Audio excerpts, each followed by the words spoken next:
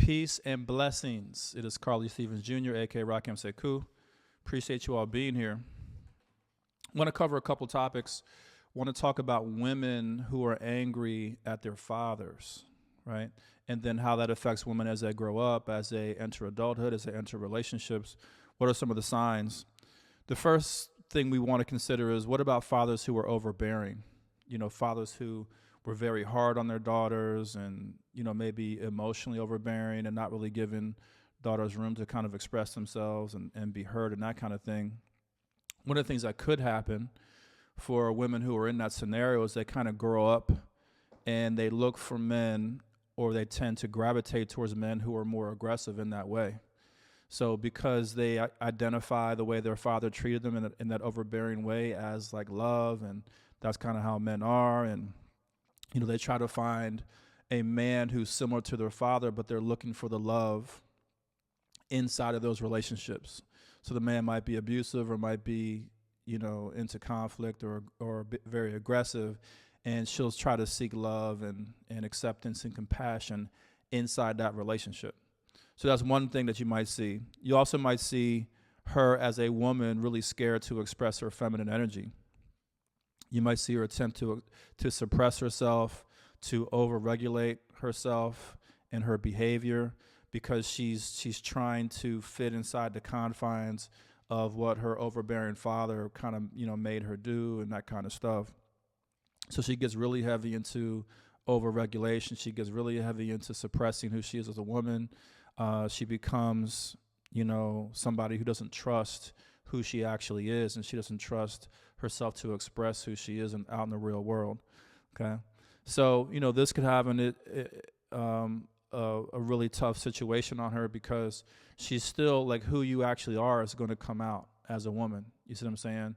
So what happens with a lot of these women is they end up being kind of low key the bad girl. So they'll have behavior that comes out intermittently, where they're doing things and getting in trouble and kind of hanging with the wrong crew, because that desire to like really express yourself comes out very strongly. So if you're suppressing your behavior for most of the time, you know, that can only be sustained for so long. Eventually you're going to want to just, you know, kind of let it all out. So you'll see, you know, a lot of these women kind of be like the low key bad girl. They'll do things that are, you know, are really risky, but they'll do those things in spurts. And at the same time, they're going to feel ashamed about that behavior. So they're going to do these things, but at the same time, they're going to feel ashamed that they did them. So they kind of find themselves in this vicious cycle. Now, if the father was absent, you know, what do we see? We see the women possibly growing up where they're seeking the approval of the masculine.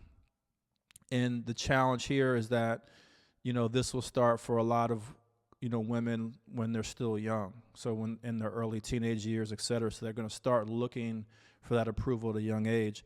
And that's why we see, you know, a lot of teenage girls dating older men, because what they're looking for is, you know, the father figure was absent in their life.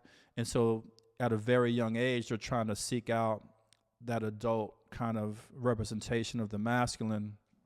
And they start connecting with these men and seeking their approval and seeking their attention and that kind of stuff. Now, that's not the only reason why, you know, we see, you know, teenagers or younger girls, you know, interested in older men. But this is one of the kind of psychological profiles for why women might do this. The father was absent. They're looking for that, you know, mature masculine approval, and they begin to seek that out very early. And that's one of the challenges, the fact that when women go through that, or young girls go through that, they're seeking that very quickly. So they're seeking at a young age. Another possible thing that we might see is, you know, women rejecting the masculine entirely. So if the father was absent, they don't have a connection to the masculine, the mature masculine, the adult masculine, and they find themselves just abstaining from dealing with men altogether and kind of being kind of reclusive when it comes to connecting with men, or maybe they find themselves only interested in connecting with women. So you might see that rejection of the masculine entirely, where they're just like, I don't want anything to do with it. Part of that's because they don't know how to deal with the masculine. They don't want to deal with the masculine. They haven't learned how to deal with it because the father was basically absent. And so they're seeking comfort and familiarity in something that they know, which is the feminine, okay?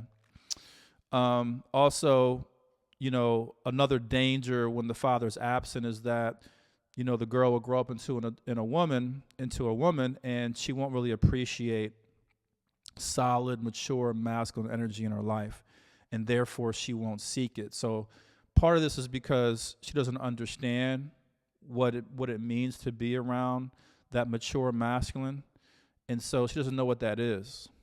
You know what I mean? So when she's around it, she doesn't really have an appreciation of it. And that's where you might see women who they're in a relationship with a great guy. He's responsible. He protects her. He provides for her. He does all these different things, like really shows up, really respects her as a woman, as a human being. But she rejects that relationship. She rejects that man. Again, because the father was absent, she doesn't really understand, well, what am I actually looking for inside of masculine energy? What's actually good masculine energy? She hasn't had the experience. So she doesn't really have like a compass to guide her in the right direction. So oftentimes when she finds it, then she just ends up rejecting it or kind of ruining those relationships.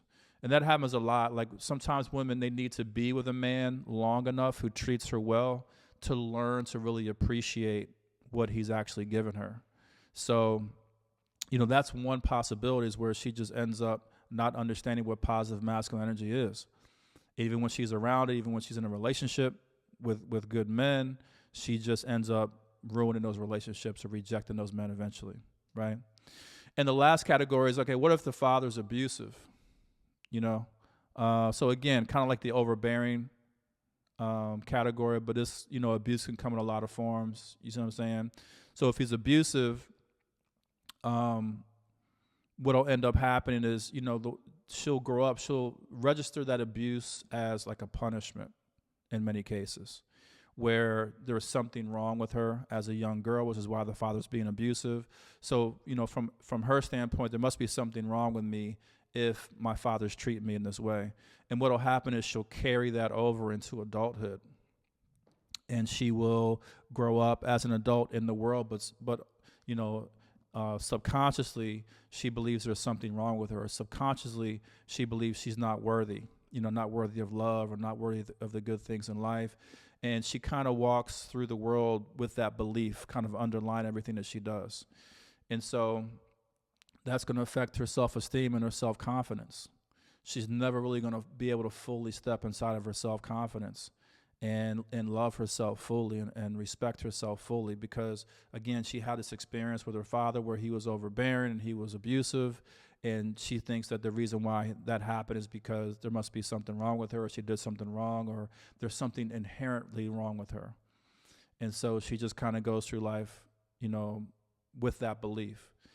And so those are some of the categories and some of the areas where, we see where women might be angry at their fathers and kind of how those things might play out.